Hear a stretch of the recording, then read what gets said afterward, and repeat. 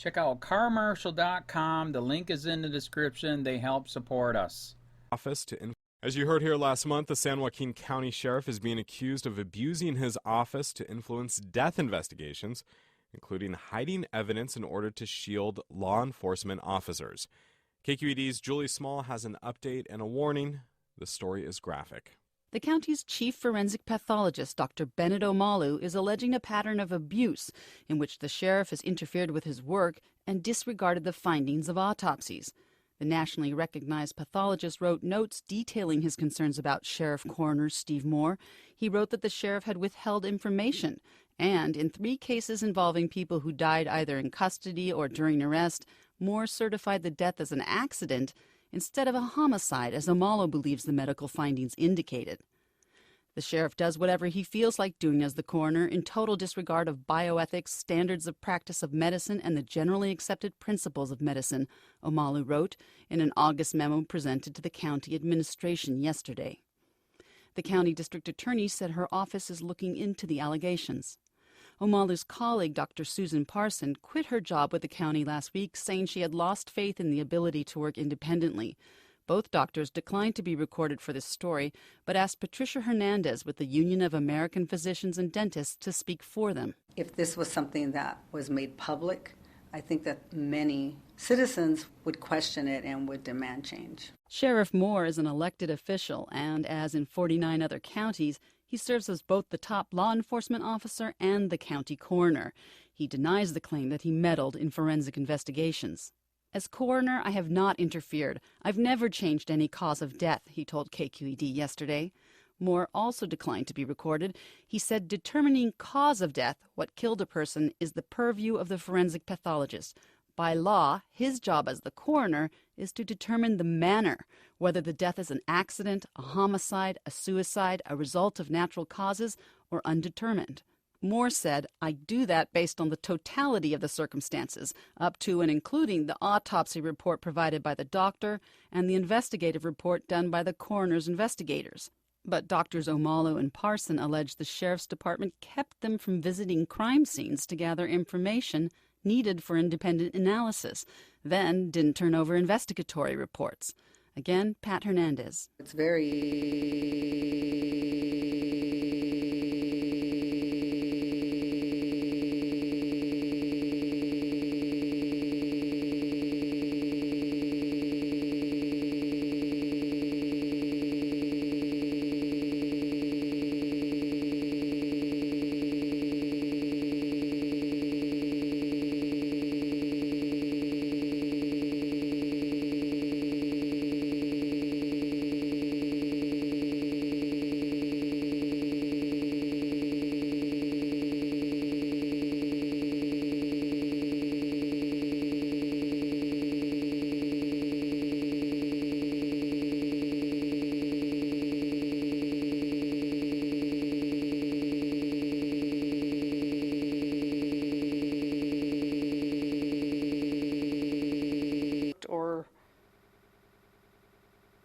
like it was. I'll have more on that part of the story tomorrow.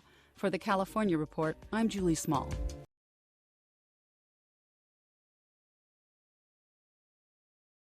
Chief pathologist resigns to expose sheriff for falsifying autopsy reports to protect killer cops.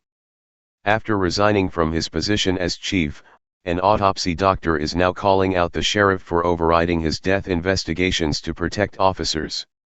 By Rachel Blevins, December 10, 2017. San Joaquin, California.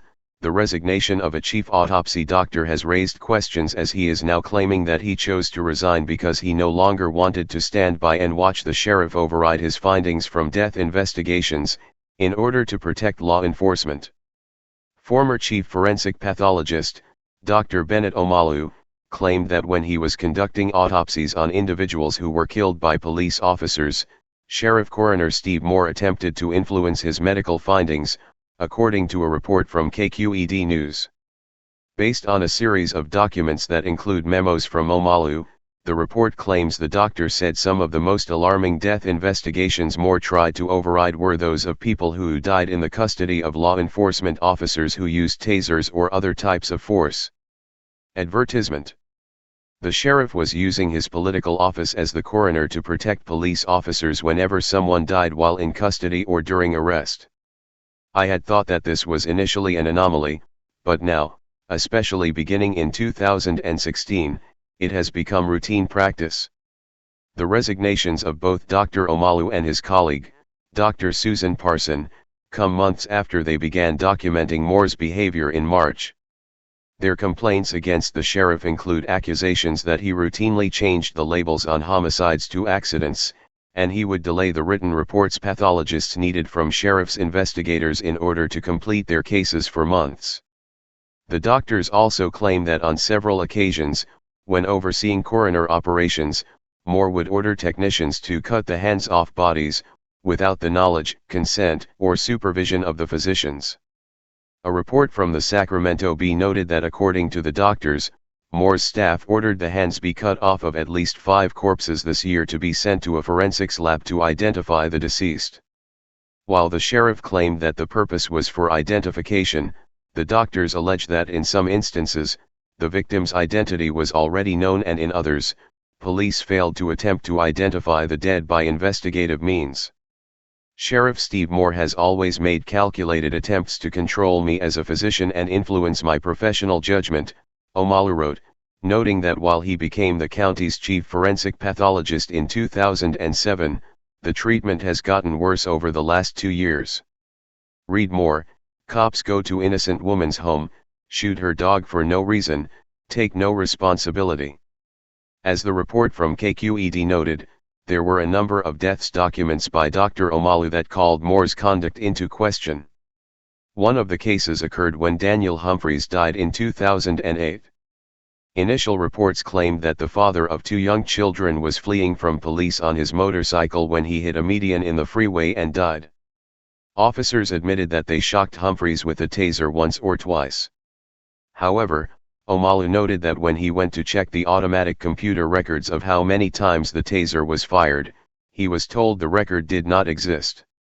It wasn't until 2 years later that a deputy district attorney let him see the taser report, which revealed that police shocked Humphreys with a taser 31 times.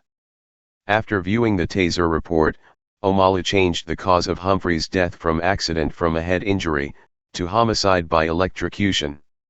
Moore released a statement on the San Joaquin County Sheriff's Office Facebook page, denying the allegations that he interfered with the results of the death investigations conducted by Dr. Omalu and Dr. Susan Parson. There have been questions recently about whether I have interfered with forensic investigations. That has never happened.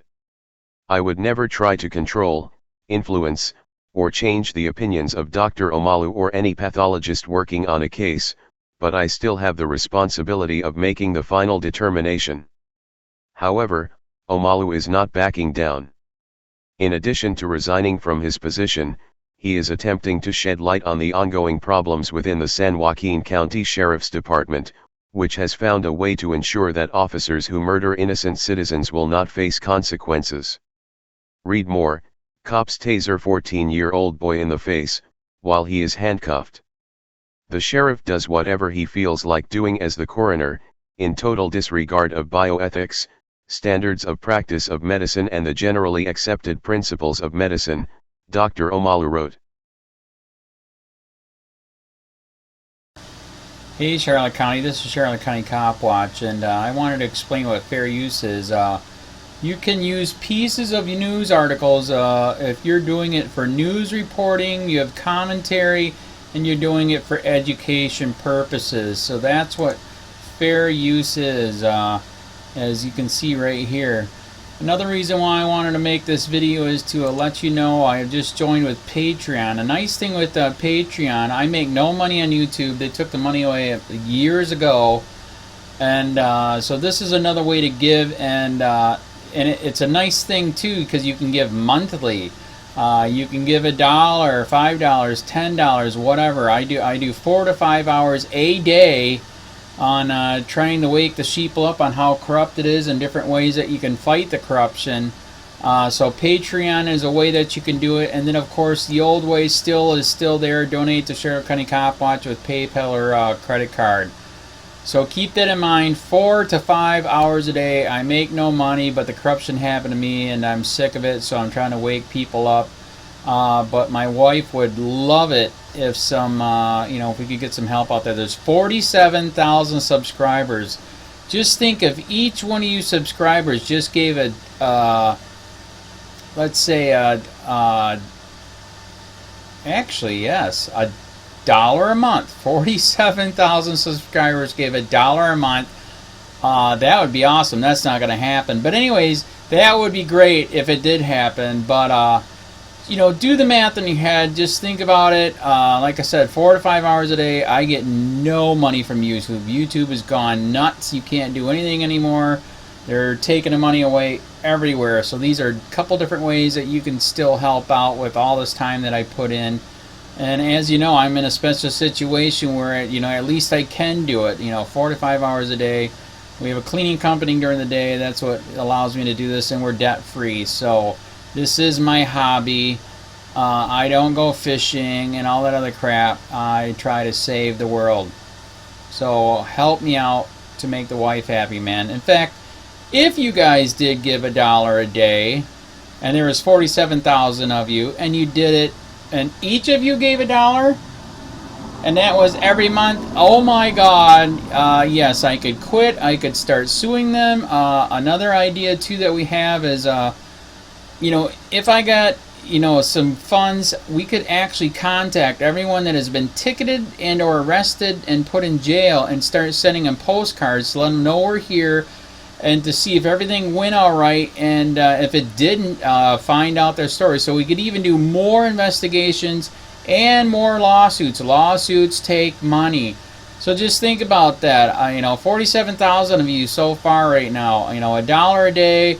$1 a month on Patreon, or $5 a month Patreon, 10, 20, whatever. Just do the math in your head. Help out. This is a lot of work every single day. Thanks.